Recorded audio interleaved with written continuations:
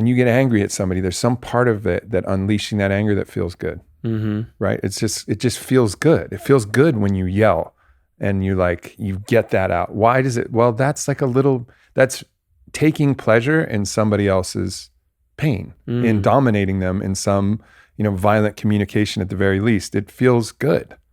Ben Stewart is one of the most talented documentary filmmakers in the world. He also has an amazing perspective on all of the world's current events and a deep understanding of psychedelica. And that was actually the name of one of the series that he produced. In this podcast, we talk about the Darkness documentary that we collaborated on, which is the raw, real recordings, animations, and footage from my experience in 6 days of total silence, isolation, and darkness. The documentary is available for streaming everywhere on all of my channels, so give it a look, and hopefully you'll enjoy this podcast and the documentary. The truth is that we're all the master, we're all the healer, we're all the mystic. Give it up one time for Aubrey Marcus.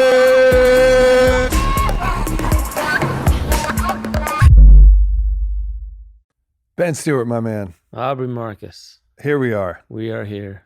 You just spent months listening to the most intimate thing I have ever produced out in the world, 4 hours of audio that I recorded in my darkness retreat. So I actually think you might know me in some ways better than any human on the planet, because it's pretty much me and you that have listened to that. Some of the most intimate stuff I've ever actually spoken aloud or recorded anywhere. I mean, maybe some of my deep journals, like the deep cuts of my deep journals somewhere have some of this shit, but this was raw, man. You went deep. You went real deep. What I really like about it is how well you speak to the process that's going on inside you. It felt like that's the kind of stuff that goes on in me in ayahuasca journeys. And you speak very well to it. So luckily I had a lot of time to work on it. I did it a lot when it was dark, when it was completely dark. So I would just listen to it. Sometimes I'd put headphones on. Sometimes I would just lay there in bed and listen to it. 4 hours, because there was a lot of times where I would stop and I would rewind and I would cut a part out and I'd be like, save that part. So it was over 4 hours, but I think I spent like 15, 20 hours just selecting the right parts. And I made sure that I didn't transcribe it. I didn't send it off to rev.com to have it transcribed for you. So somebody in Indonesia just has my most intimate thoughts. They're like, hey, I wonder if Aubrey Marcus wants this stuff out in the world. Yeah. So I trimmed out the stuff that you said, like, because what I loved about it is you're also like, you're let's go kind of guy. Like if it's a yes, then you just sent it to me. I remember you were on a plane somewhere and you were like, here it is, man. I trust you. There's certain things I don't want anyone to hear. So I just made sure that not even my editor and stuff like that have that. So I just cut out parts and I'm like, here's what we're going to work with for the film. Yeah. But so thankful that you had that audio recorder. Is that something that what were your thoughts beforehand? Like, did you know this was going to turn into something? Did you have the audio recorder because you knew it was going to help move towards a book or something? Like, what was it? I didn't know exactly. I've been through a variety of medicine journeys where I've brought an audio recorder with me, some MDMA-assisted psychotherapy, that's a big piece of it, some different other journeys where I've had a recording, and I've always enjoyed the fact that there was a recording there. But I also realized in the darkness, there was no other way to record my thoughts. And I know that one of my patterns is if I get a download of something that's really valuable that I want to remember, I will spend so many thought cycles just trying to remember it and refresh my memory. So I got with Ryan, who's the podcast tech, always behind the cameras here. And I was like, all right, we got to black out a recorder and I got to learn how to use it in the dark so that I can at least get some of this stuff out.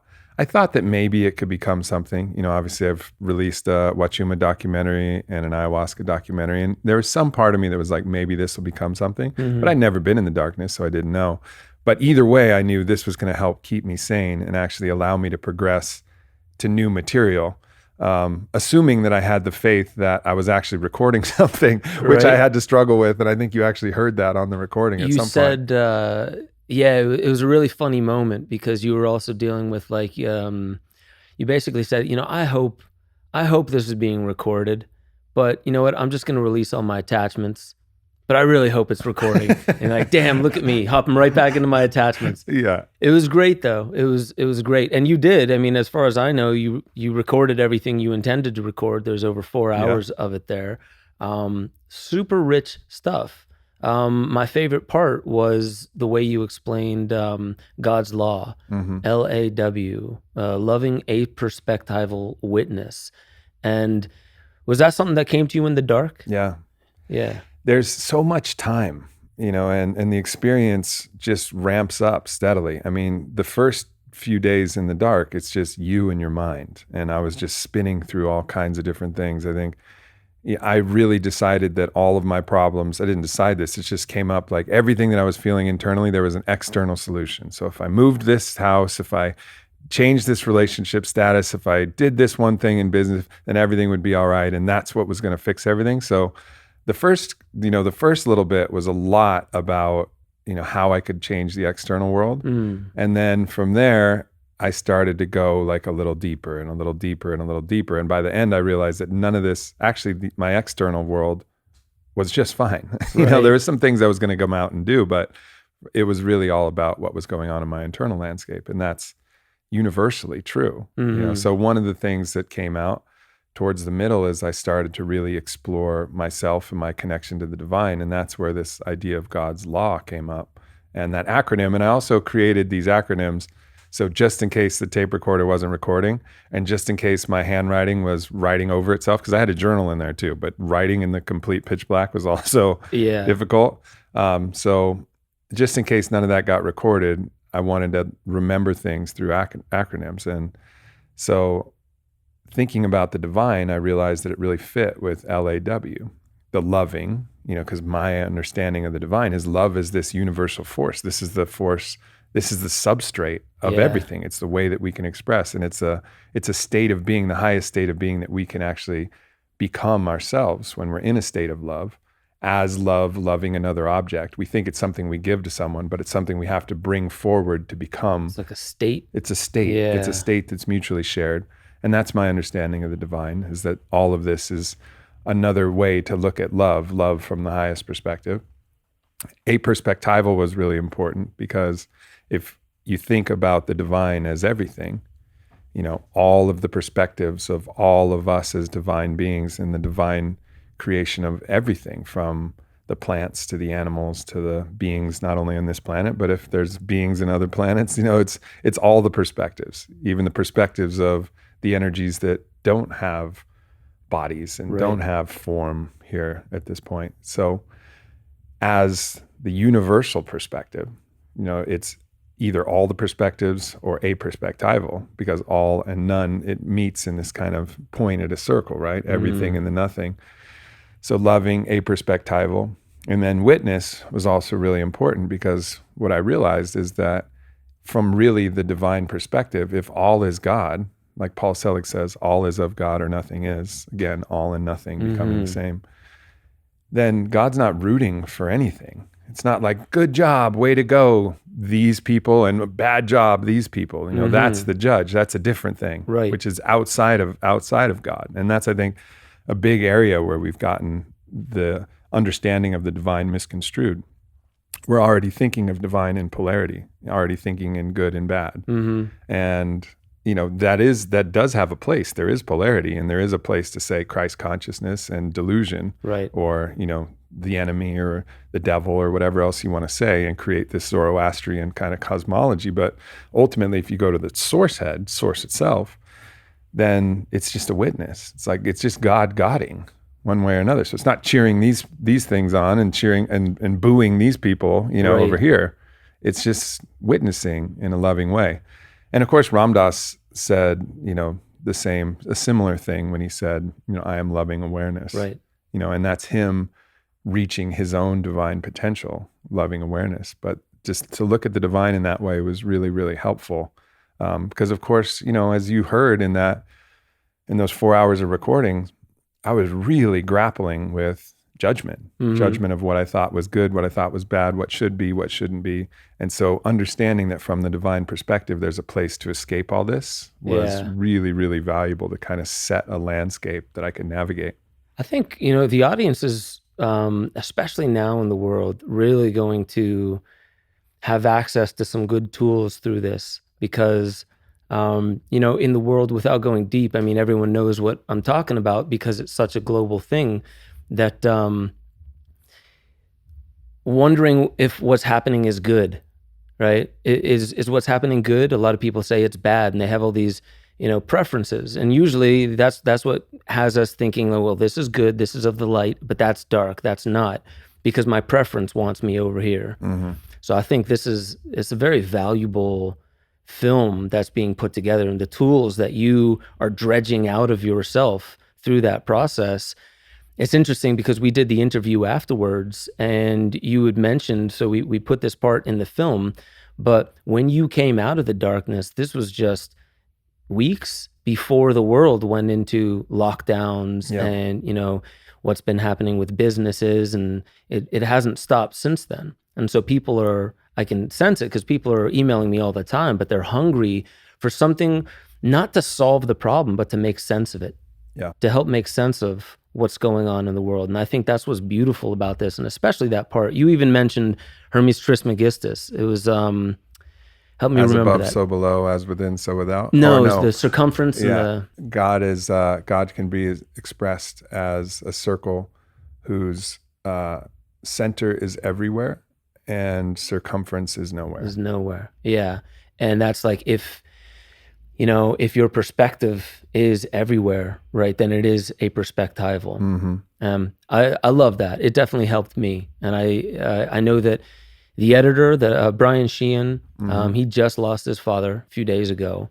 And he says that working on this film has been one of the most rich and valuable things throughout this process for him.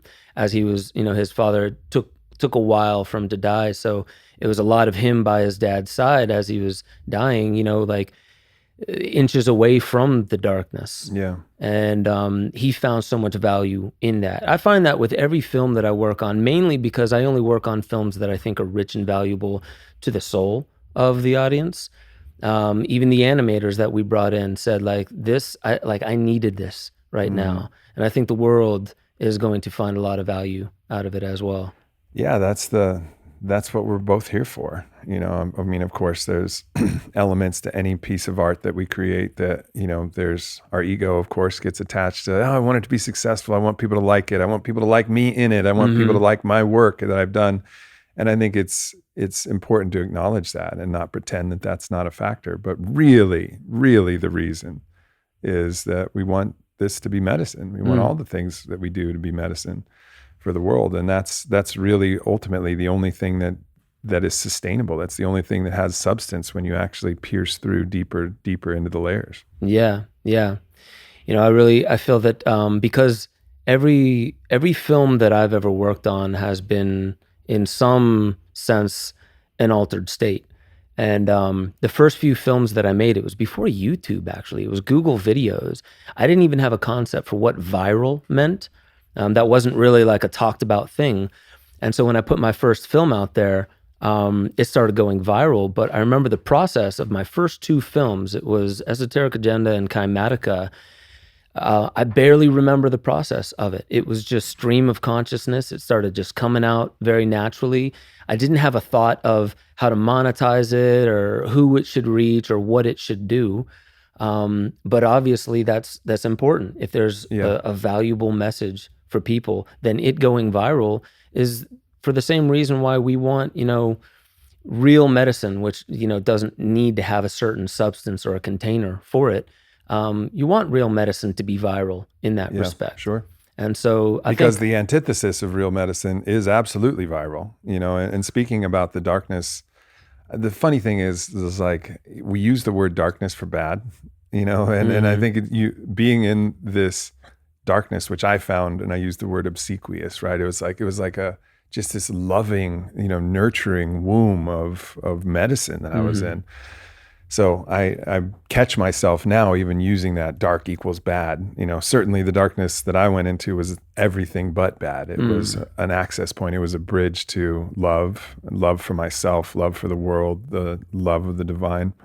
But this shadow, you could call it, or this, this challenge that the world's been in, really, this has been a virus, not only an actual virus, but the virus of fear and what that's actually created in the world. I think that's the thing that's far more dangerous, long term. It is the virus, and this virus of fear is something that you can't quantify. You don't know exactly when you caught it. You don't know what your viral fear load is.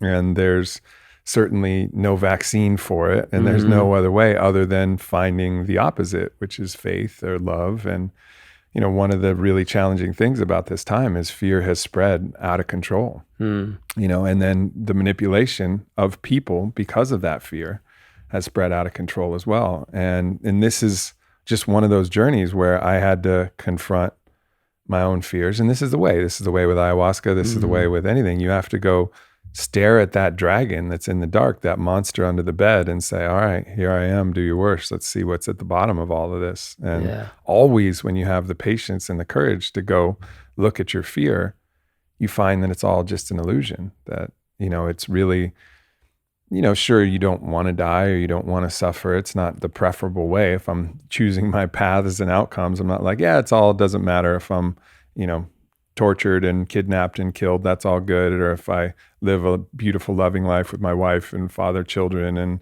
and go on to a beautiful existence. Of course, I want the latter, but nonetheless, there's a huge release when you can release the fear that you have of all of these things because you faced them. Yeah. And you know that you'll be okay, even if you die, even if the worst thing, and I think that's really where a lot of this fear comes from, is this fear of death, because we don't understand death. And I feel like, through my journeys, and probably yourself as well, and a lot of people who've done these deep journeys like ayahuasca, they call it the vine of the soul or the vine of death, because you have to confront that, and you have to like pierce that veil just enough where you understand, all right, there's some part of me that exists beyond this physical reality. Yeah. And this part can't be destroyed, can't be killed. It's the diamond in a world full of pillows, right? Like nothing's going to scratch it, mar it. This is my consciousness. This is love expressed through my perspective, and this is mine forever. I love that you get into the Tao because, really, I mean, dark and light, we have our preferences, but of course it's more preferable to be in the light, to not have the suffering, to not go through those dark nights of the soul. But like, if our greatest teacher in life were only there in the light, then sure, darkness would be the worst thing because there would be no lesson in there. But why, when people really do get a lot out of plant medicines, let's say ayahuasca, you're experiencing things that a lot of the times you'd prefer not to, but what's the outcome?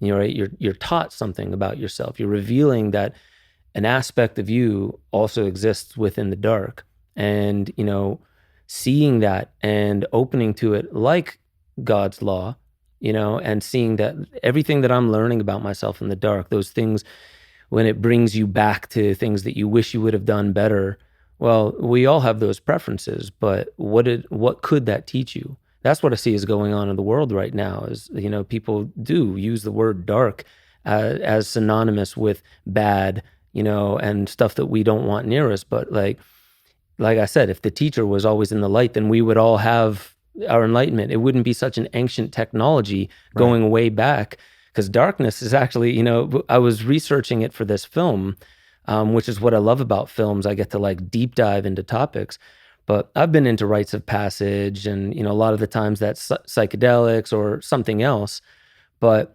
darkness is that technology that's been around for how long? You go into how many ancient traditions from around the world, they all seem to use darkness.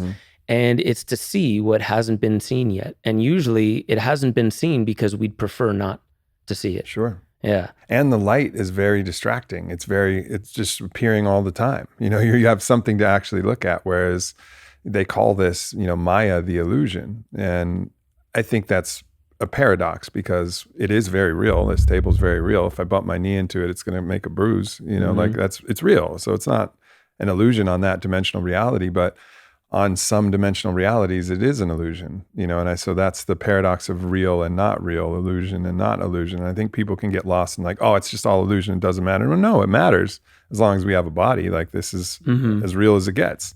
But there's another level that's beyond this that we have to look at. And when you actually remove the sight of things, you get access to those other dimensional realities that are beyond this one, where sight is apparent and sight takes preference. And I think that's the way our brain is designed. If there's things that we can see, our brain is a good portion of our brain is designed to navigate the things that we can see. Can I eat it? Is it going to kill me? And can I have sex with it? Like that's what our brain is thinking. That's the food pyramid right there. Yeah, right there. Like our brain is trying to figure that out at all times. And, right now we got things we can eat right here on the table. Nobody we can have sex with here in the room, but nobody's going to kill us. So it's like pretty relaxed environment. Right. We've assessed it. But if we had like an unchained tiger in here trying to do this podcast, it'd be fucking hard. Half of our brain power would be like, I hope that fucking tiger doesn't get frisky. You'd get up and like start moving around and be like, of course we can't help it, but in the darkness, there's the proverbial tigers, but there's everything. There's nothing that the brain has to worry about other than exploring those deeper depths of what's inside, and what's inside is also what's beyond. We're not a drop in the ocean, we're the ocean in a drop. So the distinction between what's within us and what's without of us also fades away. But there's something very powerful about removing everything so that you can really see deeper, deeper, deeper. That's what I loved about, the film, as you were talking about it, you were even saying like that, it's not like there's nothing to see in the dark either. And I would love to know from you how, when the vision started coming on, how it compared to things like ayahuasca or San Pedro, how those visions in your visual field compared to that. What was meaningful in it. And I know sometimes in ayahuasca things will come by and you're like, why would I have to look at that? And it almost seems like your mind is defragging in a way. Yeah, exactly. Like getting rid of some garbage. But I'd love to know how that compared, the visions, because you imagine dark is so empty, and you were saying it's anything but. Yeah, by night 3, it was anything but. And it started differently. I've had hundreds of DMT experiences at this point in any variety of different combinations, from Vilca to mimosa that I've smoked, NN-DMT to, and Vilca's a snuff, or ayahuasca, or and many different analogs. Silawaska is something that I definitely want to talk to you about, because that was one of the other beautiful things. We both have such extensive medicine experience that talking to you about this, like you really got it. But it was interesting how it came on. I didn't know if it was going to happen, first of all. I was like, you hear that people have visions and these ayahuasca-like visions. I was like, yeah, maybe. I don't know if I will or not. Because even with ayahuasca, some people don't even have visions. I always have, but I didn't know if this was going to create it, if my neurochemistry was actually going to produce what was necessary to create that, whether that's producing, whatever it was that was going to, whatever it was that was going to create the visions, whether that's,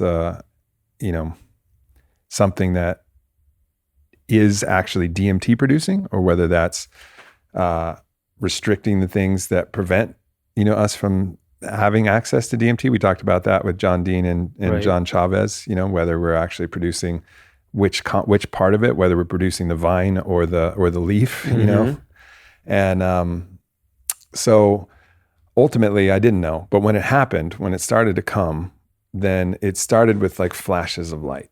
And this was almost like someone was subtle, like there was a subtle strobe light. And it was just steady. And this is how it came on. Just a strobe light, no content within the strobes, but everything would flash from, how when you close your eyes, like there's a kind of like a muted orangish yellow light that kind of can come through as your eyes have maybe adjusted to light that has already exists. It was like that color that was coming through. And then that quickly, over the course of some hours, morphed into these like glowing, dripping globules of light that were around the room, almost like dripping, pulsing stalactites and, of You call them polyps. polyps. Yeah. Yeah. Polyps is a great word. And they were just these dripping globs, polyps of light that were like around.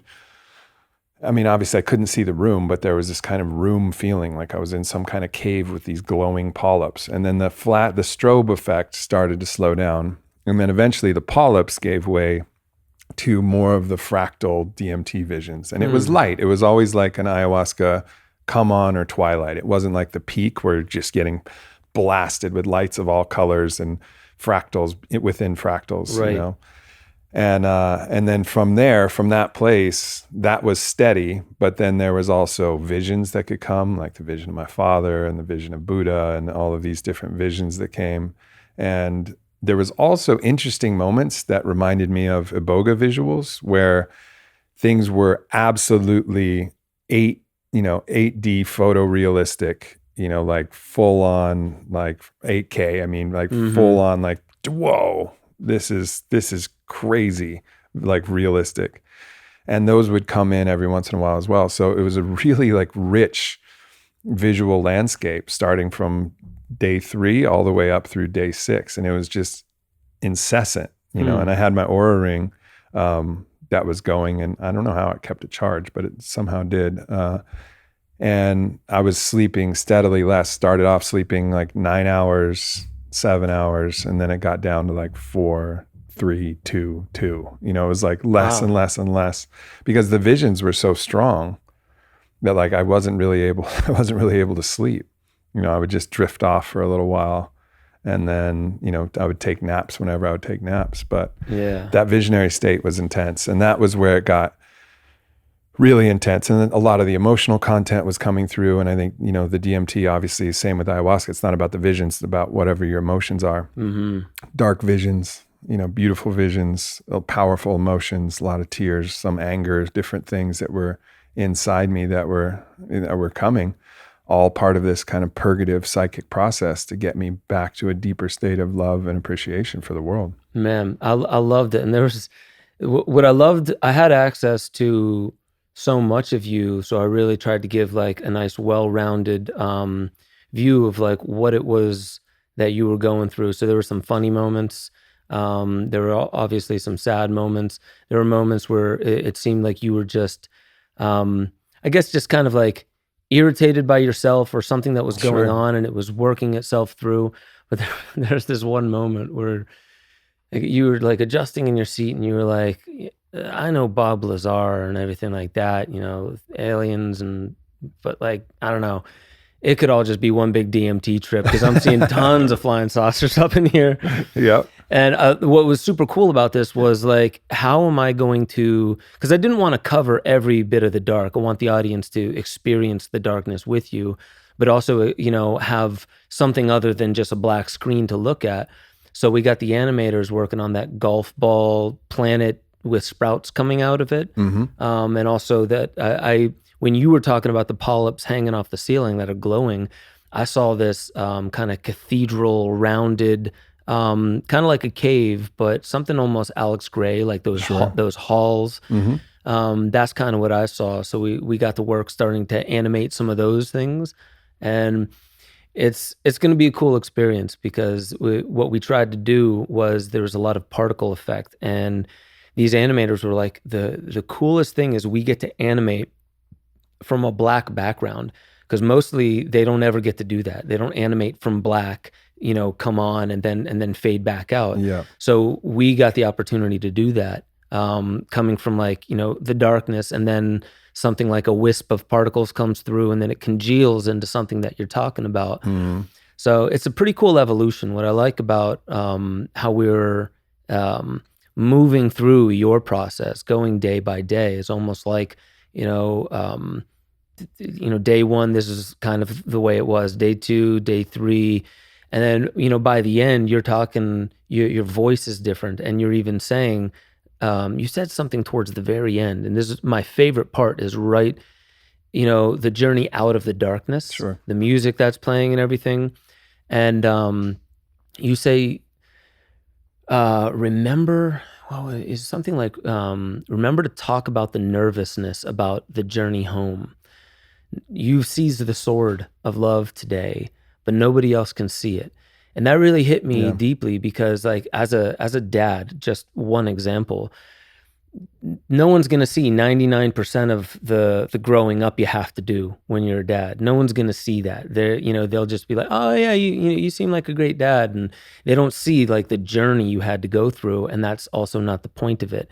And so what's great about that is you're kind of, thinking like, what's the next step going to be? I get home. I know I've done this with plant medicines before, where you're obliterated down in South America or wherever, and then it's starting to come back together. You feel it, but then you go back home, and here's all your patterns and all those lanes that take you down. And it's just, what do you do when you're in this lane? Oh, well, I drink this and I eat that and I smoke that. I hang out. I complain about this or whatever. Like, you get back into your patterns, and I noticed that already starting to become apparent to you. Like, okay, tomorrow I leave, and there's a journey home. So we organize the entire journey that you go on to the hero's journey.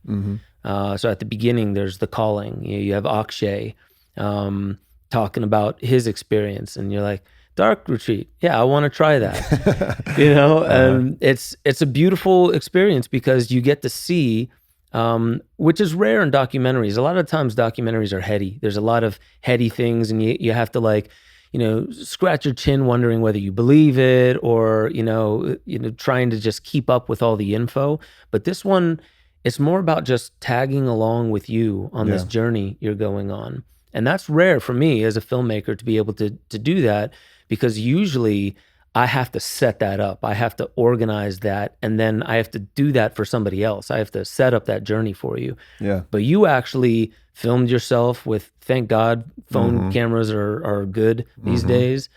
And just everything about it. You took a walk in the Black Forest. I was like, I know how I'm going to integrate that in there. Yeah, right as I was prepping for the time. And this is, people have heard me talk about the darkness on podcasts, and I know I did a podcast with Eric Godsey going into a lot of the content. So much has yet to be explored, and one of the things I love about the film is there's all kinds of areas that I haven't even talked about, first of all. And if I've talked about them, it's talking about them in a third person kind of way. Me back then, this is what I went through. Right. This is like, people are right there as I'm going through it. It's real time. And nobody's seen any of the footage or heard any of the actual clips. So it's pretty powerful. And even for me, like, every time I see myself and I go back to that moment where I took that blindfold off, and it was the most overwhelming feeling I've ever had in my life. And I go back and I can't help but cry when I see that, even now, however many times that I've seen it, just because I remember what that was like. I remember looking out into the world and seeing a whole world of light and joy and love that I'd hardly ever fully allowed myself to enjoy, to really take in all of that. So not only was there this overwhelming appreciation for everything that I was seeing, but this deep, deep grief for the 39 years that I'd lived without fully enjoying it and really loving my life and loving the relationships that were within my life. And it was just all condensed in this one moment where it all hit me. And I could feel that coming on. I could feel how much I'd shifted, more than I'd ever shifted in any other journey experience. And I've had some powerful journeys, and my audience has heard about a lot of them, but this was profound. So when I was thinking about coming out, I was like, how the hell am I even going to do this? Like, how do I go back to the world, my own life that I used to know, and the way of thinking that I used to be, and hold this me that I've kind of forged in the darkness, because I could feel that it was still fragile. And I wish I could say that from that day forward I strode out of the darkness and I was a new man forever. No, like the old habits, the old patterns, they drew me back into the old ways. I don't look outside at every sunset and nearly burst into tears with appreciation for everything that I have. I've gotten used to it again. And I think that's something that we have to, we can work on that. And, but it's beautiful to see this and just get reminded, just get a glimpse. And I think people watching might just get a taste of it as well. Just a little reminder of like, wow, this is regardless of what's going on and how challenging things might be, because things are very, very challenging. I mean, there's, not only people getting sick and actually dying, but then there's all of the mechanisms of control that are being overlaid on top of that, and all of the, financial concerns and everything that people have had to deal with. But still, there's great, great beauty here. And so I think it's important to anchor to that and not get too lost in this idea that the world's all gone to hell. Because there may be some challenging things, but can you still kiss your lover? And can you still, pet your dog? And can you still taste your food? And can you still, make love and laugh with your friends? If you can, there's so much beauty, infinite beauty here for us to experience. And that's what we're fucking fighting for anyways. Totally. And I think this is, like, all of it is necessary. I was actually just listening to Sacred Economics, Charles Eisenstein's book. And towards the end, he says, was it back in 2012? He was talking about the housing bubbles and everything. And he was saying these financial crises, they're not going to go away. It's going to keep happening probably in the next couple of years. And he said, but this is how change works. Change, the exact quote he said was, change rarely comes in the absence of crisis. And I think that's, again, we're talking about preference. Like what the world's dealing with right now is heavy. But just before that, who did we have as a president? Barack Obama. What was his slogan? Change. It was like, yes, we can, but it was all about change. Yeah. And so we've been culturally, globally asking for change. We see that, there's things that need to be worked on in society for sure. And we're far, we're advanced in some ways, and it feels like we're still archaic in other ways. But that's what I loved about what you were, especially at the beginning when you were saying, see if I can get what you said right. But like, I think fundamentally there's two choices that a person has. You can either wait for the darkness to come find you, wait for the challenges of the world to come find you, and then you can be reactionary and just hope that you're up for the challenge. Or you can start doing what rites of passages have been for how long?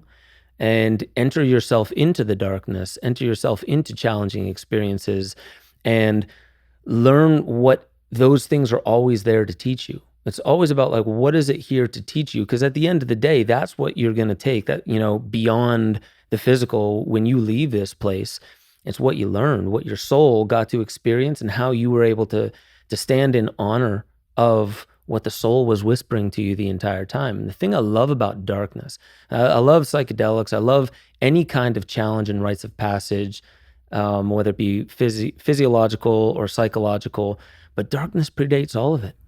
Darkness predates even concepts. It predates the human mind. It predates, like, all creation. When you're looking at the Tao, I remember you had on, who was it that was? Daniele Bolelli. Yeah. And you were talking about how, like, the Tao is older than God. So when I was making psychedelica for Gaia, I remember I found out that the endocannabinoid system has been on this planet for 60 million years. We found it in sea cucumbers, sea squirts. The same, and it hasn't evolved much, those receptor sites. But the plant, cannabis, didn't come along for, like, that's only been here a couple million years. So there's something about that I thought, like, so I wonder if the kind of cannabis experience existed back then. Well, no, it couldn't have, because humans wouldn't have been around.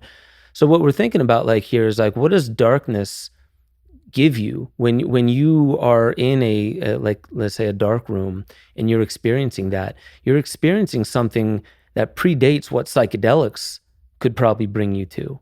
So that's why I was really interested. I have yet to do a dark room retreat. I stood inside your dark room for a little bit, and it's weird how when it's shut and it's closed, everything feels different. The pressure, the air, everything feels different. And I just find that really curious, that darkness seems to predate a lot of these other kinds of rites of passage, which is probably why you find it all around the world, as far back in time, in culture as you can go, and as far across the globe as you can go.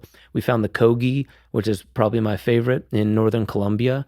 But the Eleusinian mysteries, there's the Telestrion, and I think that was in the Mithraeum in the cult of Mithras. The telestrion was, I think, the ancient Greeks in Athens. There were Celtic, Egyptian. Yeah, the inner chambers of the pyramids, Yep. designed acoustically and in absolute darkness. Mm-hmm. So many different ways.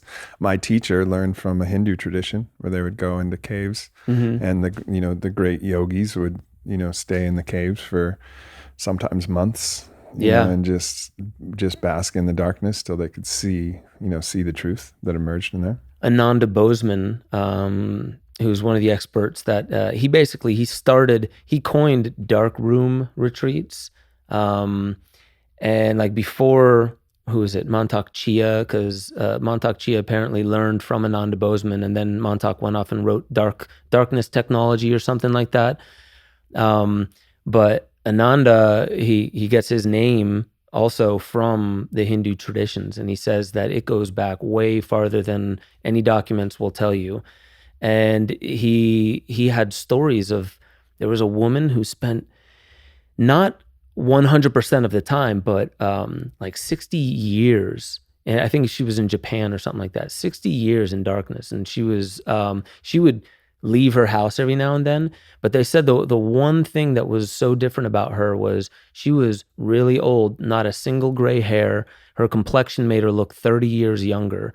And Ananda says, like, there's some real physiological, neurochemical, hormonal changes that happen when you're in darkness and you're not getting battered by light all the time, especially the artificial light. Sure. But he said that he would take people in 2-3 weeks in darkness, and if they weren't in a cave, they could hear the solar radiation raging outside. Even if it was dark, they could hear it.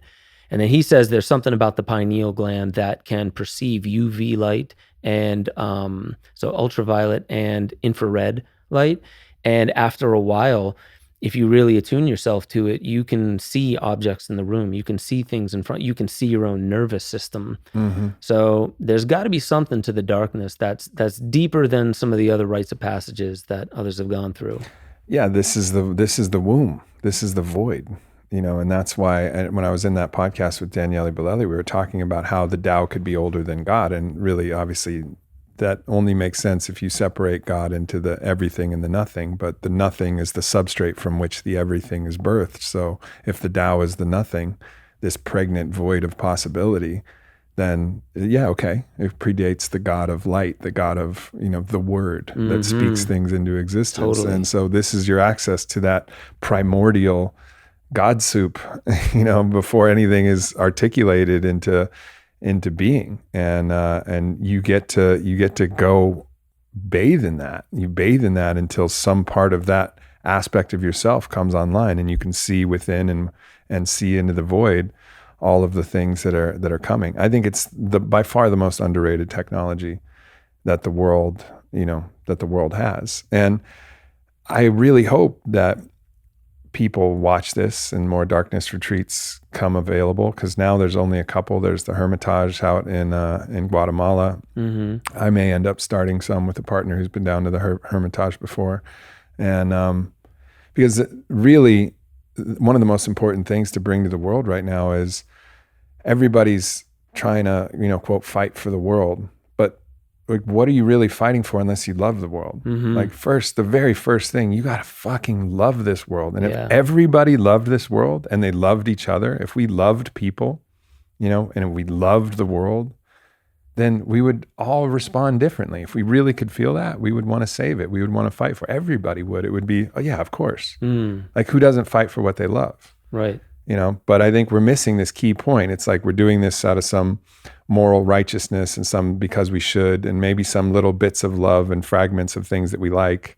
But I know, just speaking personally, there's an even deeper love and appreciation that is the real emanation point of all the motivation to do this. And if people could go in and strip off all of these other things, and allow themselves to go through this molting process and find that love within and love for the world, then all of that would be there.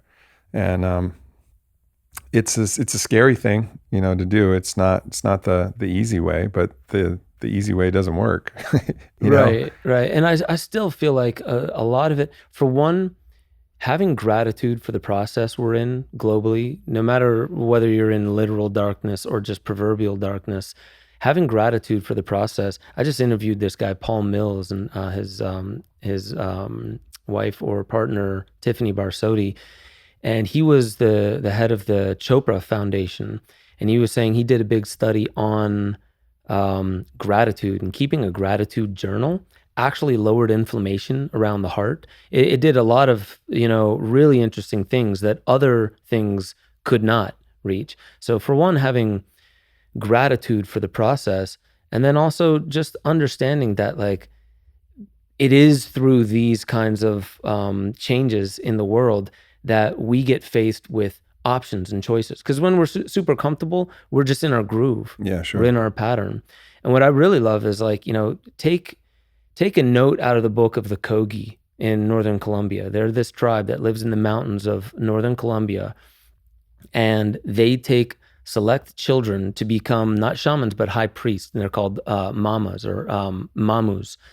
And that they're basically taken from birth until they're 9 to 12 years old in pitch darkness, which is just crazy. Imagine, like, most people would say, well, that's child abuse. But to them, that's the highest honor. And there's a movie called Aluna. And in their tradition, Aluna is the great mother. It's darkness. And that's where everything comes from. So you need to go into darkness to connect back with what predates all of these, not just externalities, but our preferences as well. And so the interesting thing about that movie is when they came out, they didn't, you see them walking around seeing culture for the first time, going on a plane for the first time, so they have to put on shoes for the first time. And they're not sitting there with buggy eyes like, what is all this? They're not, like mystified by it in any way. They see it and they're like, you could tell they're like, yeah, I got a lot of work to do. All right. They see what needs to be done, but they see themselves as big brother, and they can see what's being done to the planet. And they actually believe that there's certain spots on planet Earth that need to be protected because it houses our connection, their connection between the waters and the top of the mountain, but also their connection with Aluna. And so the destruction of the planet, literally and figuratively, is our disconnection from that kind of darkness.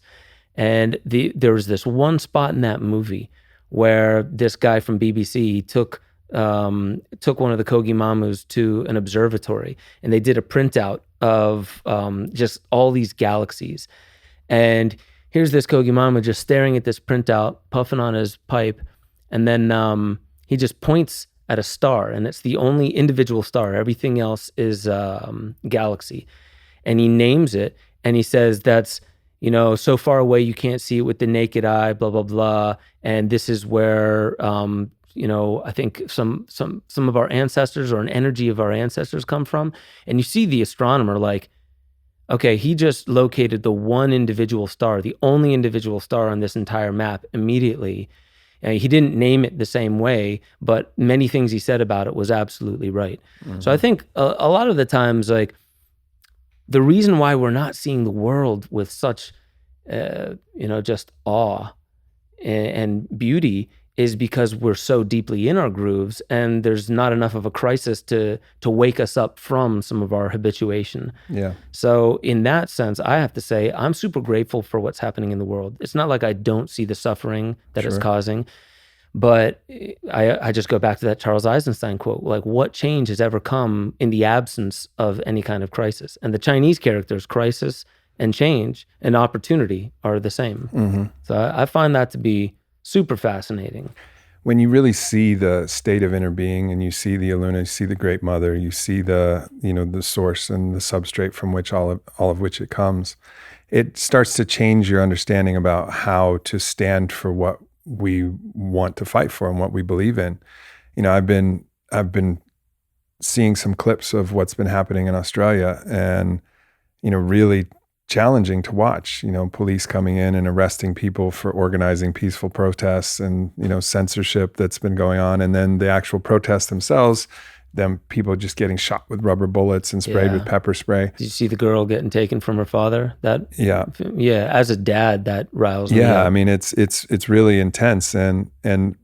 But some part of me thinks like the way in which revolution must happen must be from a whole different set of understandings and rules, and I could only imagine the different approach, which is like with utter calmness and love, like going up to those who are enforcing these rules, because the people enforcing them, they're just kind of doing it because I don't think they're bad people. No. They're not like malicious, and these are like the dogs of hell that are out, unleashed on humanity. They're just following orders, and they think they're doing the right thing, and they believe in the kind of ideas that have been coming down to them about how to do this. But really like walking up to them, and even if it's not with a bunch of other people, and just introducing yourself, being like, hey, I'm Aubrey, and and then just start speaking vulnerably, and like let them see the humanity in here, like say something vulnerable, like my dad was really hard on me when I grew up, and it was always difficult for me to feel like I was worthy of love. But I've been working on that a lot, and sometimes I don't get there, sometimes I do. But just like going and talking to them, and like, what's your name? Like, I bet, and just finding the commonality between that person behind the riot gear and the SWAT gear and the visors, and saying like, hey, I'd love to buy you a coffee at some point, and talk to you more about this, and just have this whole different approach, like what Starhawk wrote about in her book, Fifth Sacred Thing. When the oppressors were coming in, they didn't fight them. They just welcomed them, continued to welcome them for a seat on the table. And some of them were shot and killed. Yeah. But ultimately, they won the revolution by embracing these people who really, everybody just wants to be loved. Everybody wants this. This is true. And that's like using the superpower. But all too often, I'll see these things like, good thing we got our guns. I'm like, the moment that it comes to guns, we're fucked. Right. We're absolutely fucked, because we've then bought into the whole paradigm of guns versus guns, and it's never going to work. And the moment someone pulls out a gun, the moment the other guns, the unlimited supply of guns, starts pointing back at us, like it cannot work. Right. We have to just completely shed that model and come into a new model. But to get to that understanding, to really feel that and trust that, you need some of these tools, some of these consciousness technologies, whether it's darkness, whether it's plants, whether it's breath work, whether it's meditation, whether it's a gratitude practice, whether it's nature, whatever. Yeah. Like you just got to find that so it's real, so you can trust it, so you can like come from that point. And this is, I think, one of the opportunities that's going to come. And I don't think we're going to see any actual change happen until people start adopting this other way of being. And so I'm grateful that the psychedelic revolution is at hand, and all of these medicines are coming online. And of course, the one thing that, nobody will ever be able to take from us, even if we're locked down in our house, we got our breath, and we got a dark room that we can make, we can black out the windows, fucking tape tinfoil up over those things if you really want to, like whatever, you can do it. And like, we have access to these technologies, and I think we have to feel it in our heart first, and then let ourselves organize in a completely different way, and trust the love in humanity, and trust the divine in everybody, all the way from the, police on the front lines, to the politicians backing them, to the corporations behind the politicians, all the way back as far as you want to go, all the way back to that initial, source of that energy. Like, it's going to be love that changes all of it. The moment we show up with violence to combat the violence, I think we're lost. I don't think this is going to work. It's setting a bad example as well. I mean, like, I know, especially here in the United States, we think back to the revolution and we glorify that, but it was war. Let's not call it what it's not. It was war.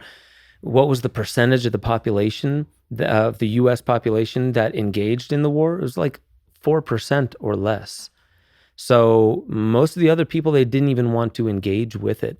So, but I mean, I think in that respect, yeah, we have our guns, and it's okay to have that right. But I absolutely agree. Like, if it comes to that, I mean, I have my guns. I enjoy shooting them and whatever. And in a specific circumstance, I'm not saying that there's zero chances ever where a gun is the right choice. I would never say that. Right. But not in this situation, not in the macro, Yeah, and I think, like, we, in our minds, we have to. It's evolutionary, where we project out into where things could go. What would be the worst case scenario? What would I have to do in that scenario? I think like with plant medicines and, anyone who understands that we co-create a reality, but we also, in that, we are creative beings. And how do you manifest? You don't manifest while shitting your pants. You're going to manifest more shitting your pants. Yeah. So what you said there, and the way to approach this is also understanding that, the law enforcement, paramilitary, and everything like that, these are people with families. And in many ways, they may not agree with what they're doing, but they're also in the world that's going maybe not fully nuts. I wouldn't say we're going crazy, like we're dealing with change. Change is always stressful. But, these police officers and military people, they're dealing with a changing world as well. And so what do people fall back on when it feels like everything's going chaotic? You need to control something. You need to feel like you control something. And I feel that there's goodness in everyone. How do you ignite that? Yeah, you don't do that with the guns, like that will just set up, well, the next crisis that comes along will only have this one to fall back on, and this one was bloody. Mm-hmm. So for sure, I think that there are good people in high places, as much as people believe that like the richest of the rich and, whatever, the controllers, there's just evil in them. I understand when you look back at Gandhi and the peaceful, the sit down, peaceful protests, that many could say it didn't work. But what do we think working is? What's our concept of what would have worked? Could we have stopped what's going on in the world right now if we'd have done something different 10, 15 years ago? And is that good for our soul? Maybe we absolutely need this.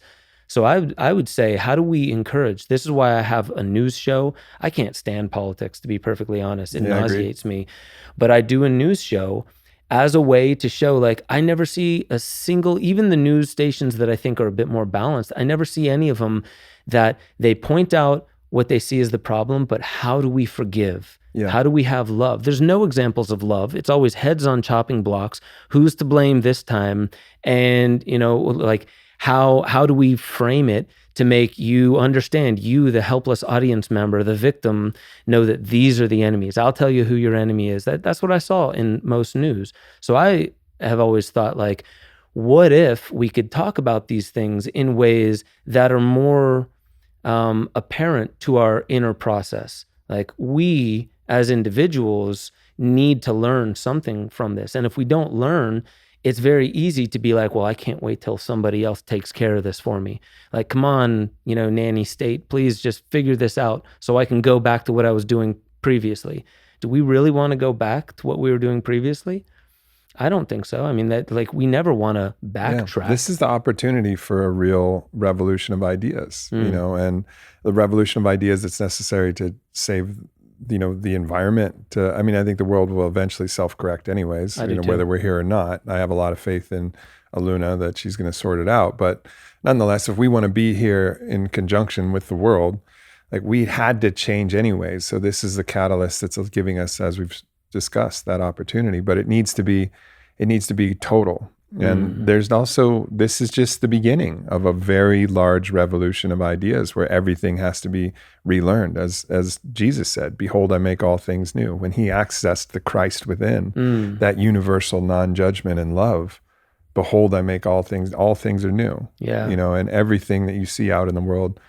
And that's the revolution that's at hand. And standing for that's something that's meaningful. And I think it's also easy to get lost in this idea that, yeah, of course, have a sense of prescience. Like, this is important that, we speak up, but also be mindful that we don't have to fix everything immediately. Like, dig in for the long haul, conserve your energy, be mindful, be mindful of everything that's going on, and just be ready to stand for generations for love and for care for all beings, everybody, and not excluding anything. Because just as there's good in everybody, and this is another thing that I want to chat with you about, is just as there's good in everybody and love in everybody, if we look closely inside, we'll also see some evil in ourselves and in everybody. Like, there's nothing external that's out there. Like, there's evil out there, but me, I'm clean as a whistle. Like, I'm fucking sparkly on the inside. Bullshit. Like, bullshit. If it exists out there, it exists inside too. And I think that's something that builds the commonality of all this, and that we have a bit of everything. There is some, not only, people always use euphemisms too, like, my shadow, my blah, blah, blah. Like when you get angry at somebody, and I say you universally, I'm not talking about you, Ben, but when you get angry at somebody, there's some part of it that unleashing that anger that feels good, right? It just feels good. It feels good when you yell and you get that out. Why does it? Well, that's that's taking pleasure in somebody else's pain, in dominating them in some, violent communication at the very least. It feels good. Like there's a release of something. Well, that is, in my definition, anything that feels good that you do that hurts somebody else, that's a little bit of evil. That's the evil energy, feeling good from somebody else's pain. It's the ultimate in separation, saying that my feelings, I can feel good while you don't. You have to be lost in so much delusion to say that you are not me living another life, so that I can feel good while you don't. And we can move these different seesaws where mine can go up and yours can go down. You have to be really deeply lost in delusion for evil to exist like that. But it's in there. It's in all of us. Like all of us have felt what the Buddhists call the Shempa, the hook, and then the release of the hook. What Don Miguel Ruiz says, like that poison dart that we'll throw in somebody when we're filled with poison, and it feels good to stick them with that dart. Yeah. In the moment, and then, hours later, like, fuck, I'm sorry. Like, I'm such an asshole. And then we point the poison back at us and just build more poison reservoirs ready to unleash on another person. And this is that thing, this cycle that we've got to break. This is the wheel that we got to break. But to really look and say, like, yeah, all right, there's some things that I get turned on by that are hurting other people. There's some things that feel good that are hurting, and that's in me. Some of us have more than others because of whatever's been patterned in us throughout our life, and whatever's happened. Maybe it's just a natural inclination. It's okay. Like, it's okay. We all got a little bit of that in us. But what are our choices? Can we forgive that within us so that we can forgive that out in the world? And then can we move from a different choice, a choice for love instead of a choice for unleashing these pleasures that feel good at someone else's cost? It's interesting when you mention that because, as far as in communication with somebody, getting riled up and raising your voice most often really is a jab at the other.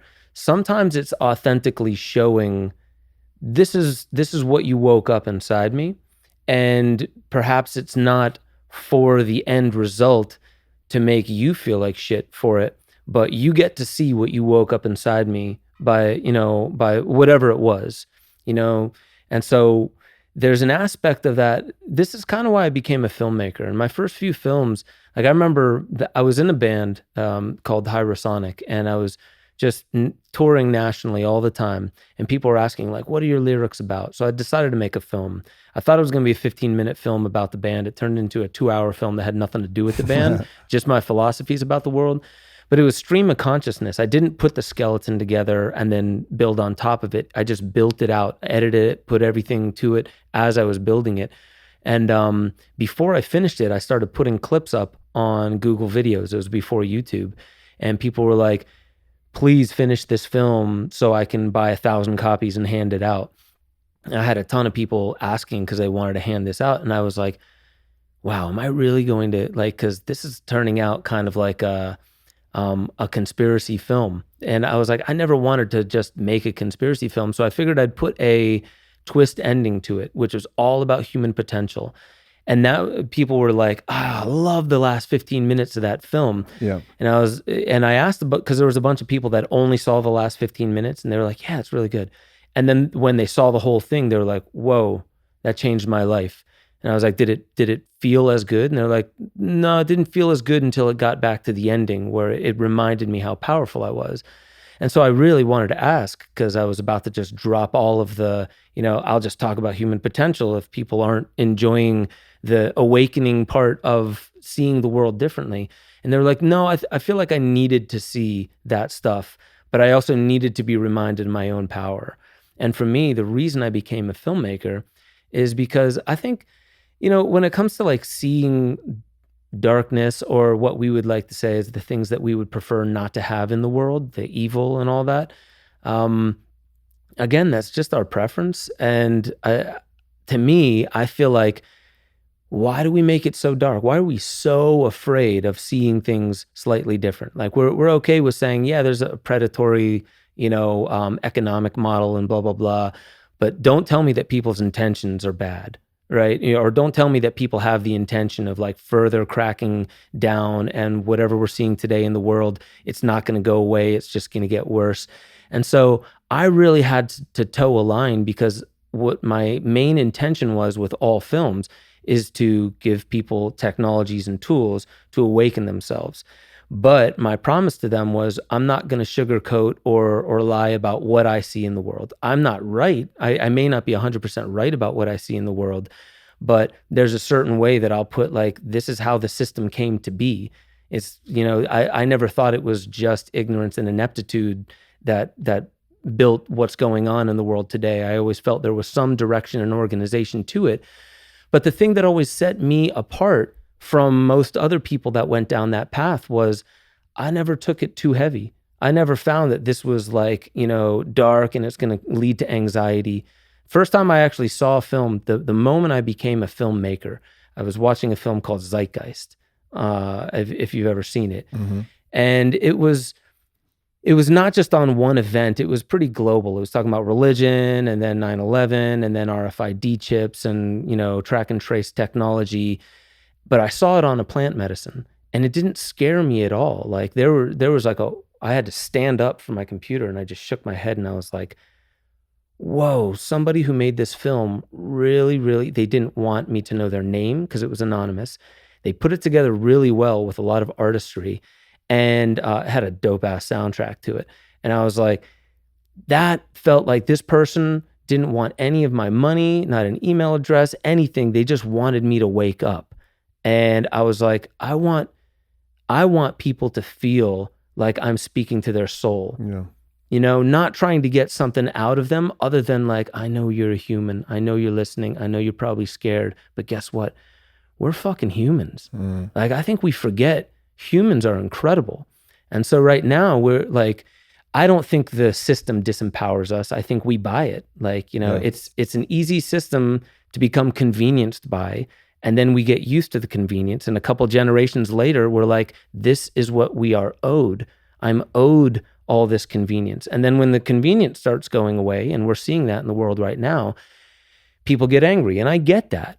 But to me, it's always about like, well, how do we remind people to remember who they are, to remember that we're a human being? And we've lost the memory of how incredibly powerful that is, and also the responsibility that it is also our duty. We're not here just to feel great until we die. We didn't get a memo from God saying that, okay, here's all the things you're owed in life, and if you don't get it, just come back to me and I'll take care of it. We didn't get any of that. So I could die tomorrow. So I'm grateful for the world, even the world as it is right now. And that's why I became a filmmaker, is because I want people to see that darkness, it ain't so bad. Mm-hmm. Once you actually look at it, and it's not going to kill you. And actually, that's where your teacher's at. If you've been looking for a teacher, especially me, I've been looking for a spiritual teacher for years and years and years.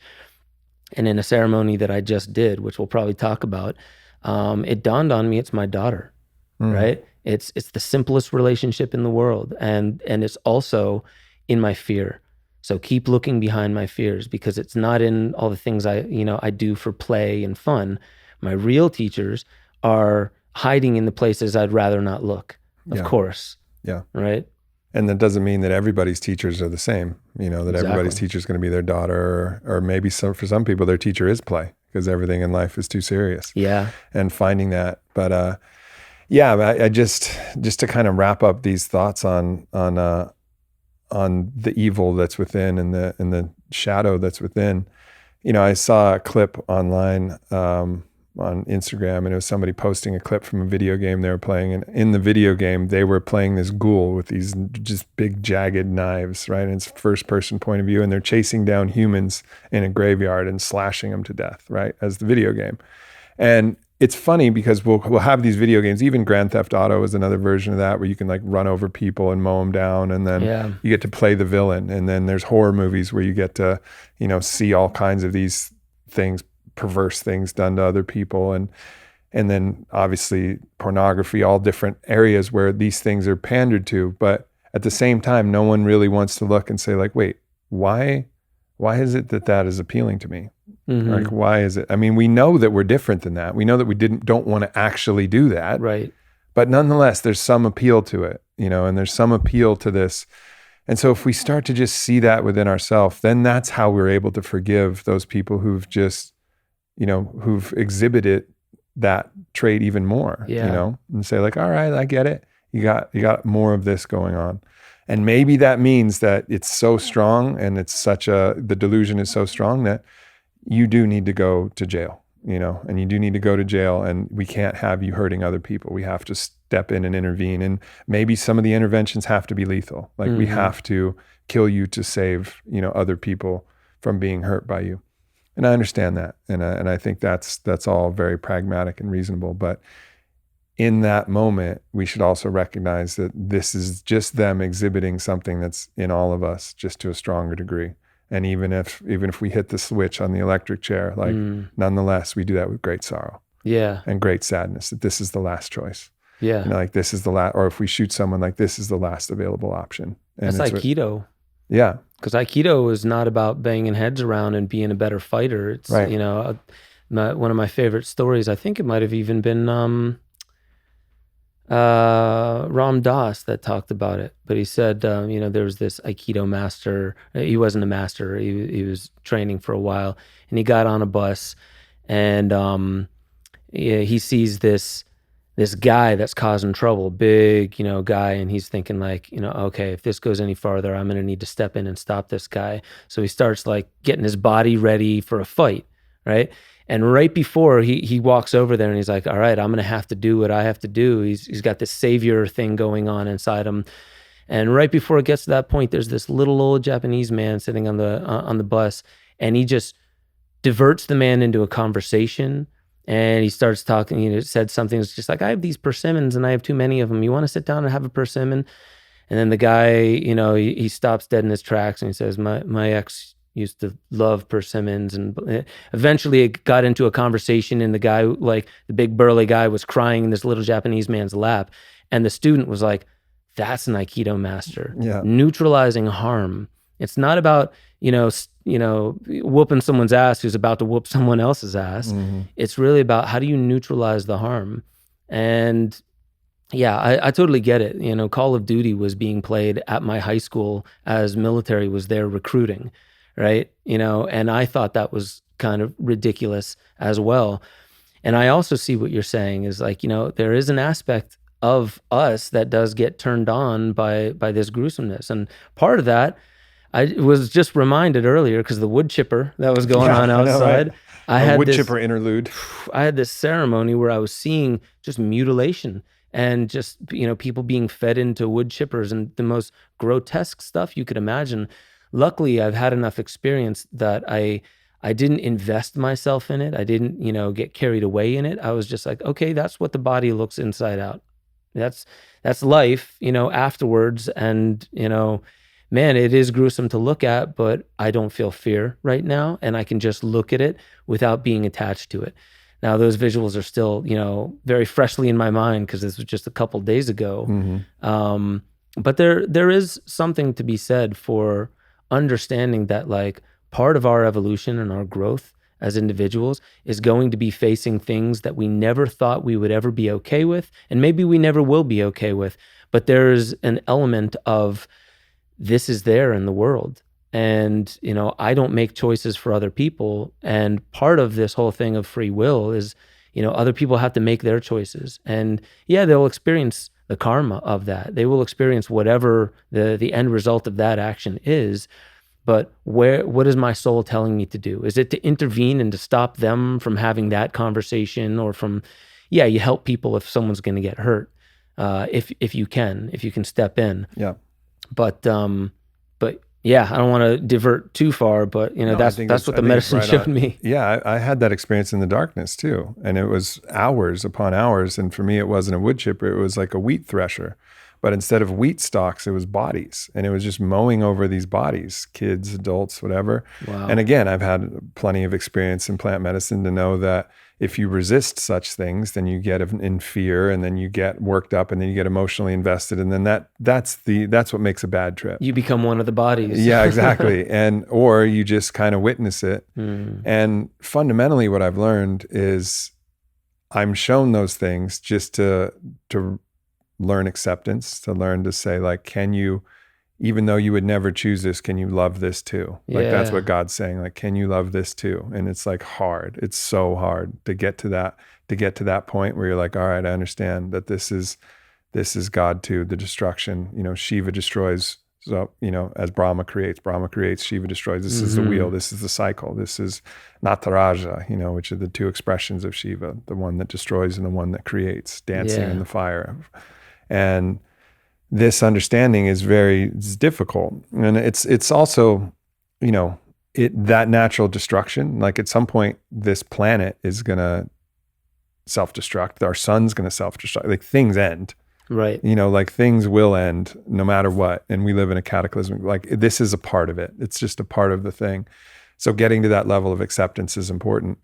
I think the distinction is you can have acceptance for that, but it doesn't mean that you're encouraging it or hoping for it or wanting it, or certainly being the agent that acts upon it. Like, I think we're here to stand for something else, because the other principle is also true. And this is kind of a priori to that principle that everything must be destroyed. Well, we are everything. So every time something is destroyed, we are destroyed too.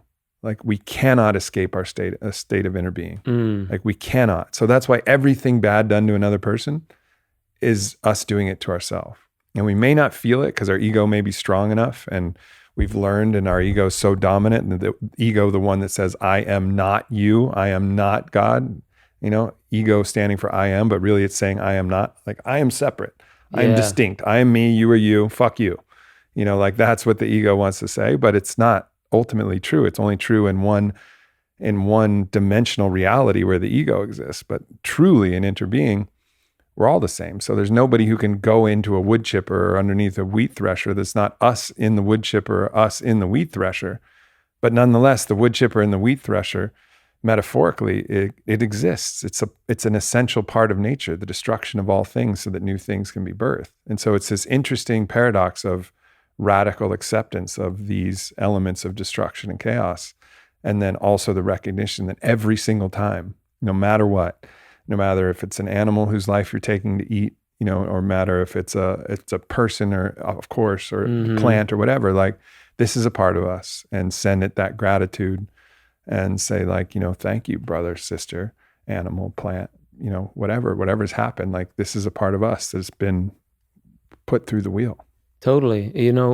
I was just thinking there because, in a state of gratitude, you're not so much in a state of fear. And I was even thinking when I was in that ayahuasca journey, that a lot of the things that, at least for me, a lot of the things I become afraid of are not the things that are even happening right now, even in a journey. It's the fear that this might still escalate from this point. Because I was thinking, as you were saying, like, the whole world could end. Like, we could try our hardest to correct all of what we call the problems in the world, and, finally dust our hands off. There, we did it. Perfect economy, perfect everything. And an asteroid comes and destroys it all. Like, what was it for? You could have been in gratitude the whole time. And that's not to say you can't build a better world in gratitude.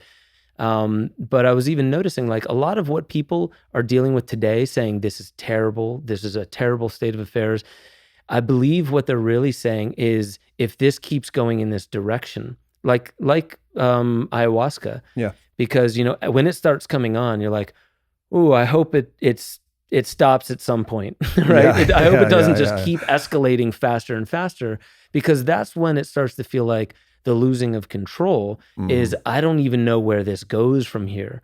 Like, this is kind of scary, but what if it gets even scarier? Like, the world right now, it might be pretty scary to some people. It might be, very uncomfortable to some people, but step it up 5 notches and people will be begging for August of 2021. Yeah. So it really is in that sense of perspective. And the greatest lessons I've ever gotten was, You don't know what tomorrow's going to bring. Love, Love love what the is. people. Yeah, love what is. There are people who are afraid, who are scared right now. Be there for them. Like, really, truly relish the relationships that you have with others, with, the plant kingdom, with yourself, and really just move through that and discover where the gratitude exists in the struggle. Yeah, we're always trading the rapture of our present moment for some future better moment. Like we have it available right now, like just a plenum of ecstasy that we can tap into. And I know that from being in the darkness. I know how I even go on this rant about how I used to be frustrated in airports. Oh my God, I can't believe my flight's 30 minutes late. And I was thinking about it in the dark. Like I had music, I had people I could talk to. I could jump on my phone and call somebody that I loved. I could, go walk around. I could eat snacks at the food court. I mean, it was like a whole circus of activities. And there I was like, oh God, I can't believe I'm stuck in the fucking airport. And I was like, what an idiot. Like it was all there. It was magical, that experience of being in the airport. But it was because of my preference. I had a miserable time, and I'd go home and I'm like, oh, I can't believe my flight got delayed. Can you believe it? And everybody like, yeah, that's terrible. Blah, blah, blah. And it's all this, but like everything can be a gift. Like we can find the gift in all of these different experiences. And as you said, the way to have no regrets, the only way to have no regrets is to love everything the whole way. When I pulled that blindfold off, the grief is that I hadn't felt what I was feeling then for my whole life. And I felt like I couldn't get that time back. I could never get back all of that time where I could have loved the world in a better way. But still, with that understanding, like it's not like I give myself an A+ in living that. And that's why I've always been called back to the darkness, to go back in and like continue to revive that, because there was no feeling better than what I was feeling at that moment, like how in love with everything that I was. And the more that I can feel that's what gives you that Hoka hey mentality, where you can look out at the sky and say, today is a good day to die. It's because you've lived so full, so rich. Like everything has been bursting at the seams with love and joy and gratitude and pain and struggle and laughter and anger. And all of the things are so rich. You've really felt them, like the life of the warrior poet.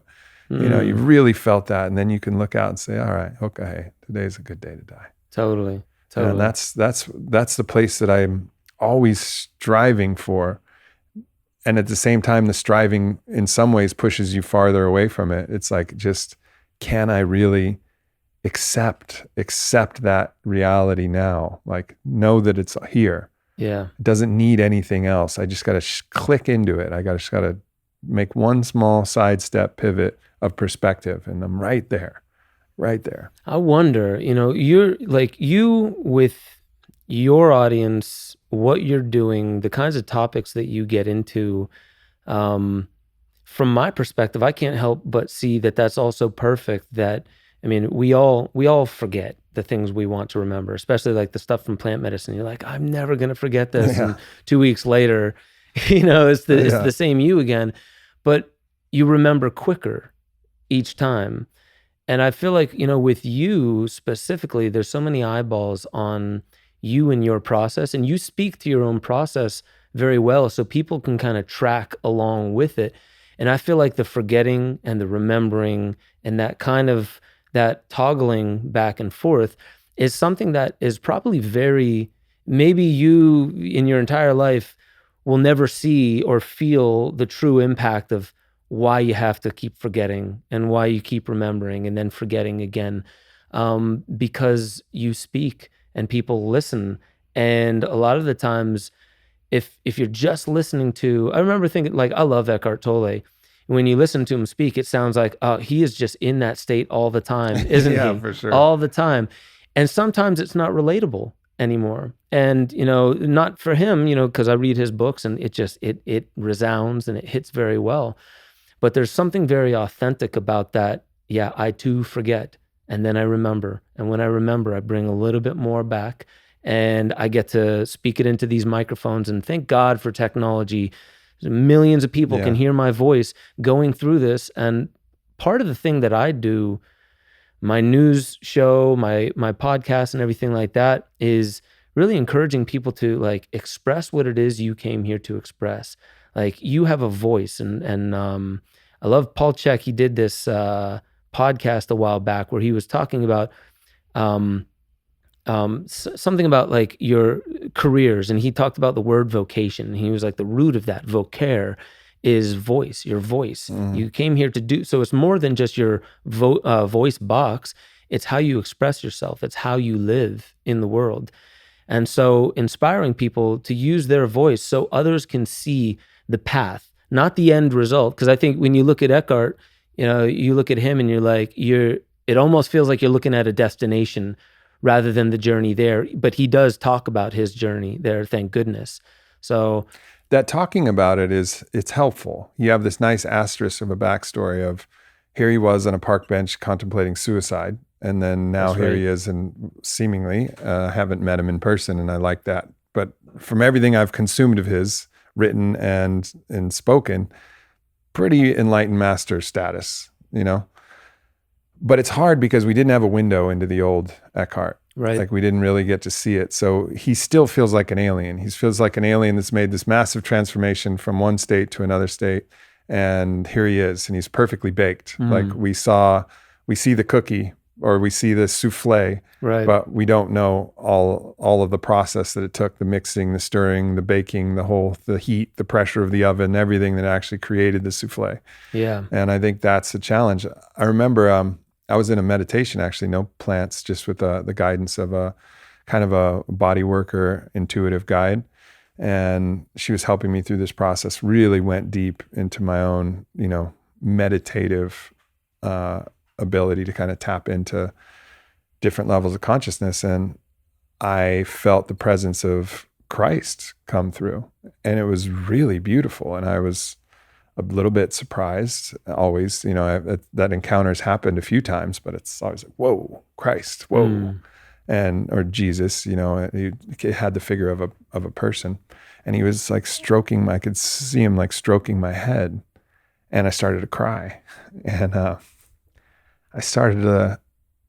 I just felt like, man, I just got so much pain, and I still carry so much suffering and so much anxiety and so much of all of this. Like I want to do so much, and I don't feel like I'm living up to it. And it was almost like this, what erupted out of me was this almost confessionary state of like, here Christ was. And it just felt like, whoa, it elicited that his energy just elicited this feeling of me trying to express all of these things that I was going through.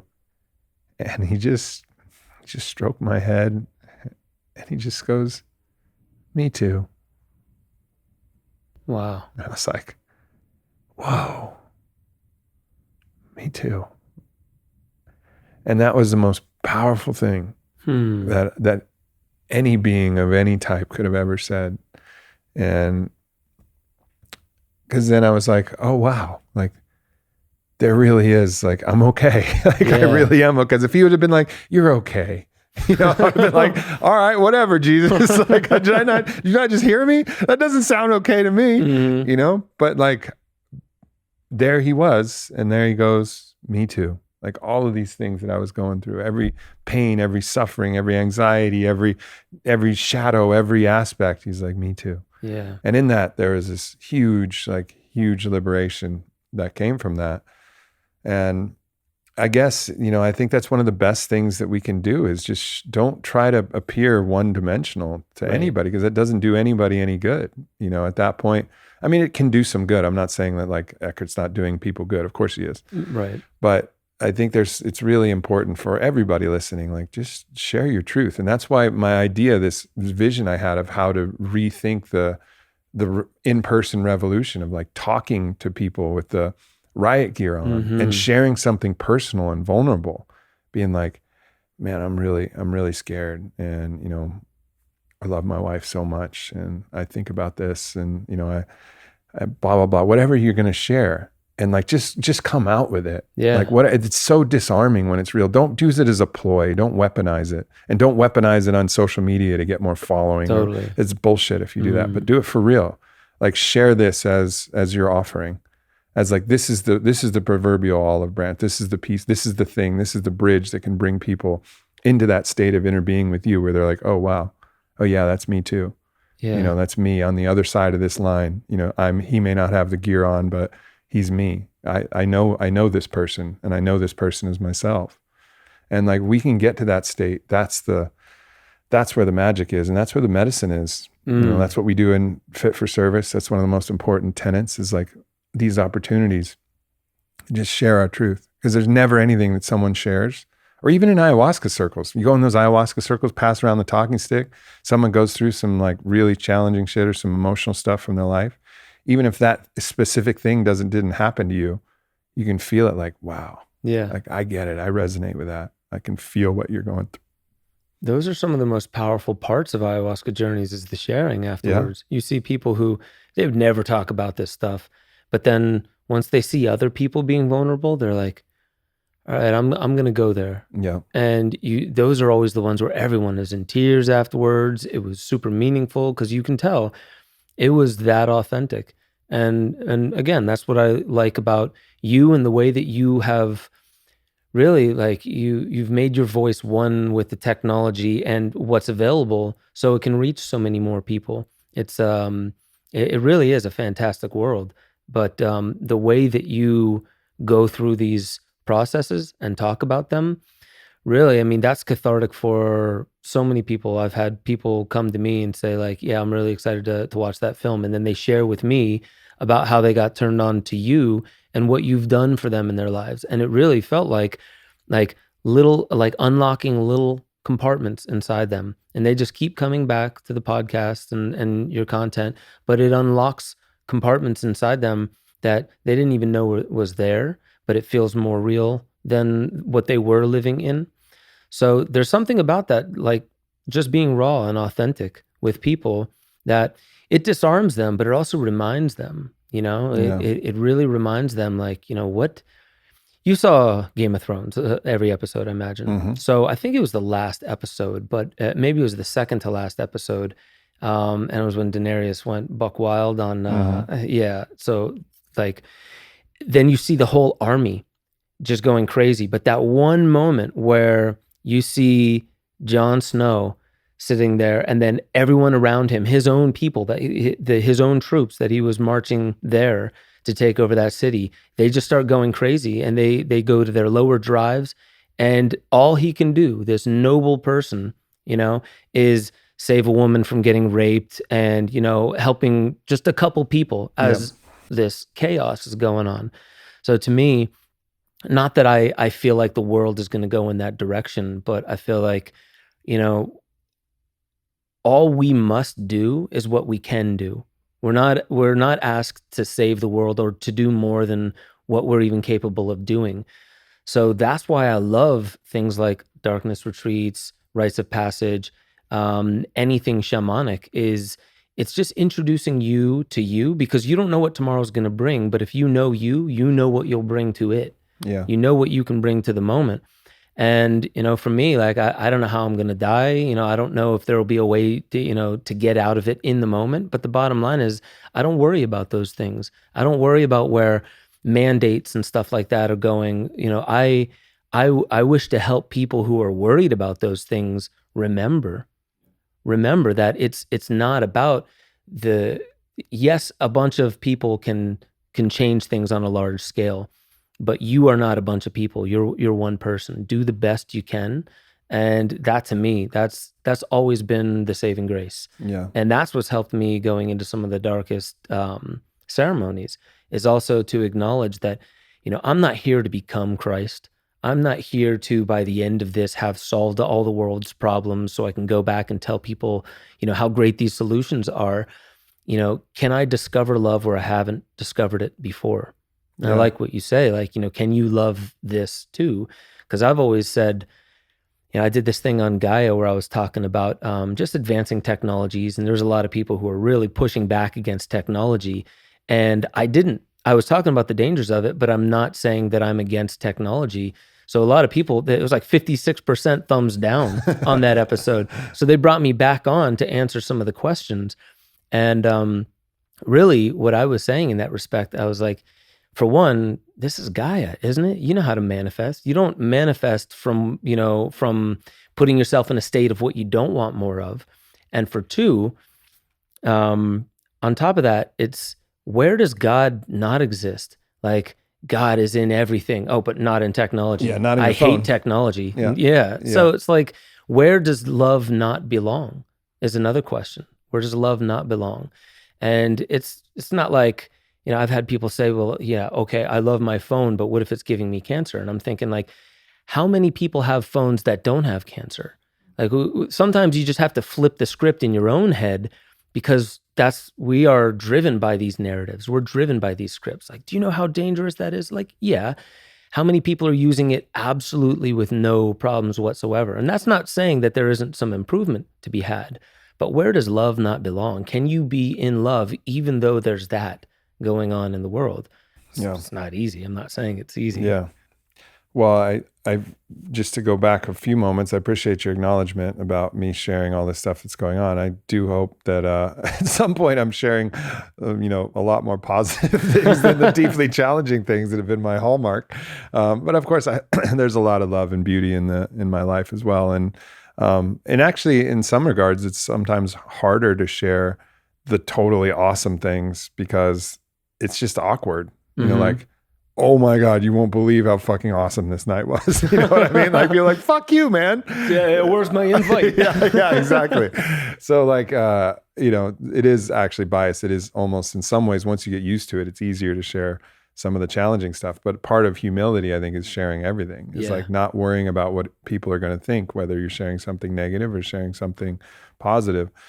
So that's like definitely something that is kind of like my oath, my honor, is to like share it as it is, and allow myself to trust that the truth will hold. And that's the only thing, because everything else is this weird game of strategy, and you can always second guess that, and it just leads to so much anxiety. Yeah. And the other thing I wanted to touch on is talking about, how important it is for love. So you talked about the story Game of Thrones where Daenerys is teetering between rage and being like a tyrant and a loving liberator figure, right. A queen of the people. And there's a couple moments that shift her over to the other side, like betrayals from Varys and Tyrion in certain small ways. And then Jon Snow not loving her, rejecting her finally. Like these small little acts that ultimately, when she's riding her dragon, she gives the call Dracarys for the dragon fire, and then all hell breaks loose, and that leads it. But just a little small shift. Yeah, right. Jon Snow might have been a hero, but the way he could have saved the world is just have sex with his sister. I think it was his aunt, but I get what you're saying. Yeah. But I mean, it's just really interesting. Obviously, it was the rejection, and he didn't know. I mean, then the way the story was, it all made sense. But nonetheless, like you could just see the way they painted it. I thought a lot of people talk shit about the ending as like, I thought the ending was rad because what I saw was how these small little things had such a massively different consequence. Whereas like just a little bit more love, if she could have gotten a little bit more love, like a little bit more support from those who were close to her. Because at the top where she was, she had a very small circle of like her inner circle. If she just had a little more love, maybe that would have been a different thing that would have happened. And I think that's an important lesson, is that in the absence of love, that's what creates all of the madness. Yeah. And so the solution is always like find the places that you can love, and love as much as you can. And that's how you show up, for the good of all. For sure. Yeah. And just about the ending of Game of Thrones, there's one gripe I had, and it was they didn't play out the White Walkers enough. It was one episode. It was a dope episode. That episode was dope. I thought the White Walkers were going to destroy most of the world, and it ended in an episode. I was hoping for a little bit more carnage. They wrapped it up fast. Because I want, like, to me, here's what I wanted. And I'm not saying I want this for our world. I'm saying in that world, I wanted everyone to be rocked to their core by this other threat that nobody believed was real. And then it was all taken care of at Winterfell, and the rest of the world was just the world again. So like that was my biggest gripe about it. They did end it rather quickly. Even what was it, Martin? George R. R. Martin. R. Martin. He even said, "There's no way they can end this in 6 episodes." And they did a great job, but that was the one thing that I saw was there was this looming threat from. It was a looming threat that most people thought like, yeah, that's not real, and there were so many parallels to this world as well. But then, now obviously Arya was the badass of that episode, but I wanted to see a little bit more humbling of the world Yeah, because sure. of the threat that nobody thought was real. And I get it. And I also, I read all the books and the way up to the point, and obviously the series took it beyond the books. Yeah. But the way that George R. R. Martin was writing, and I think the reason why he stopped writing is because he was writing in like imagining starting from a single point, like a pyramid that's upside down or a triangle that's upside down. But the way he was writing, it was going ever and ever wider. Yeah. Like there was never any possible way that without some serious decisions that you were going to actually be able to make that line where the points where the thing had gone were actually going to come back together. For sure. It was just going infinitely. I was like, there's no fucking way. I mean, this is now a world that's like our world. That's a story that never ends. Yeah. And so they decided to, I think just because of budget concerns, the fact that last season was $60 million and they figured they'd milked it out or however many, it was Crazy, fucking but crazy still- amount of money, right? Still, yeah. They were like, fuck it, because each one was like a motion picture quality, Totally. like a full movie quality episode. And I think they just decided. So I fully respect that. But I think the subtlety of the message, White Walkers aside, which I agree with that opportunity. And now we're in one of those like Game of Thrones throwbacks series that is like completely off topic, but I love it.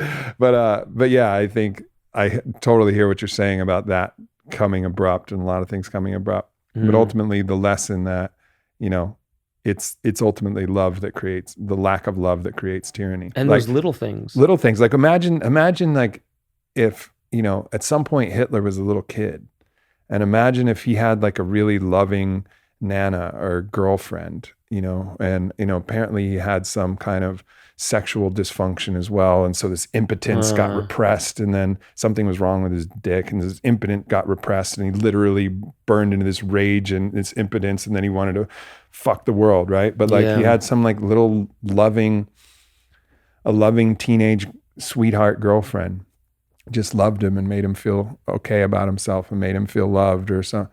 Would he have been the monster that he became? Like that's the interesting thing. And maybe were those moments where the universe was like, had somebody come in and there was a choice. Like, do you love this little, kind of character? Can you see the good and can you apply that love? And maybe that would have changed the millions of lives lost in the Holocaust. Like you never fucking know, but like, I know that love has that power. And I think that's what I appreciated about this story. Like this little insertions of love in whoever it might be. Like you just never know. And it's not even about the scale. It's not to prevent the next Hitler or whatever. The love for love's sake is what's important, but it is ultimately the medicine. It's the medicine that is the only medicine that fixes. Yeah. That's why I really think that putting out good content, I love being a filmmaker because putting out good content, you never know who it could reach. Like when I first started, I found some people like Russell Brand posted his top 10, 15 favorite documentaries. And my first 2 films were on that list. And I was like, how did it get to him? But he's just another human with computers and stuff and access to it. So I keep thinking like there are people in high places. And a lot of people just assume that the richest and most powerful people are like demented. Only psychos rise to that kind of power. And like you have to be a certain kind of person to rise to that power. But I think that it's not that they're beyond reach, and it's also not that they're completely devoid of love. And they're probably surrounded in an echo chamber that's telling them this is the only way for the real good. You got to crack a few eggs to make an omelet. And so making content for me, I always just feel like you said earlier, it's not, and it shouldn't come to a revolution with, however many millions of Americans still have their guns. It should be the people in the positions of power that have seen enough content that shows them there's this out there as well. Like if I stick my neck out, I'm not going to get court-martialed and then executed in front of a bunch of like blank, mindless soldiers. These are humans as well. And if I stick my neck out and I say what I believe, there's other people who would come to my aid and my support. So giving more of an example of what could love look like in a world like today.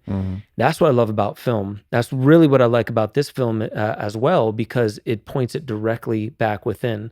It's just like you went in the dark to find you. You went in complete darkness to see something that you couldn't in the light. And I love that, because really the journey that we're all on, whether we like to say it or not, even in a family, me as a dad, I can say my journey is still my own. My kids aren't mine. I get the privilege of raising them, right? And helping them not become, the next tyrant. So yeah, it's all these reminders, but the bottom line is like for me to be the best dad that I can for them, the best thing for them is for me to find who I am, to find my way. Yeah. Yeah. Amen. Well, this has been a beautiful journey so far with you, man. And obviously, as I know from writing books and doing these big things, like a big part of it is in the creation of it. And then there's another big part is just getting the word out and sharing that. And I've been grateful for the process to be in the creation with you, and I'm grateful for the process of being able to spread this message. I mean, it doesn't get more personal than this. I mean, this is it. So I appreciate you coming to me with it, man. It was right on the heels of DMT Quest. It definitely, it gave me something really deep and meaningful to do with my time, which is all I ever choose to do with my time. So yeah. I appreciate that. Challenge is now that I'm hooked. Now I'm hooked on some Ben Stewart. I just want more. Now that I got a little taste of the Ben Stewart cobbler, I just want to figure out what the sequel is to this. Well, there's more coming down the pike, and for me, I love what you focus on. The thing with darkness as a technology for awakening is it's free. If you know how to manipulate light or get a mindfold or something like that, maybe that's the most you'll pay. Like breath. There are some things that we have power and resource available to us. So future films are going to reflect that. Like how do you equip people with stuff that they freely have access to? They just never had it told to them in that way. They never knew that you can augment your breath for a couple minutes and not only have a psychedelic journey, but come face to face with some things that you haven't been facing in a while. Just with breath. Well, I'm breathing all day. It's like, you're not breathing like this, right? I'm in darkness every night, not in complete darkness, and you don't do it during the day. So, thank you for what you're doing as well. And I'm excited for more of what you got coming in the world. I think you're doing the right thing with Fit for Service, and that's a service to humanity that we need a lot more of. So yeah, man. Brother. Cool to unite on this front. No doubt, man. No doubt. Well, onward. Para bien de todos. Onwards and upwards. That's it. Thank you, everybody, for tuning in. Much love. Thanks for tuning into this video. Make sure you hit subscribe. Follow me at Aubrey Marcus. Check out the Aubrey Marcus podcast, available everywhere. And leave a comment. Let me know if this video resonated or what else you would like to hear from me in the future. Thank you so much.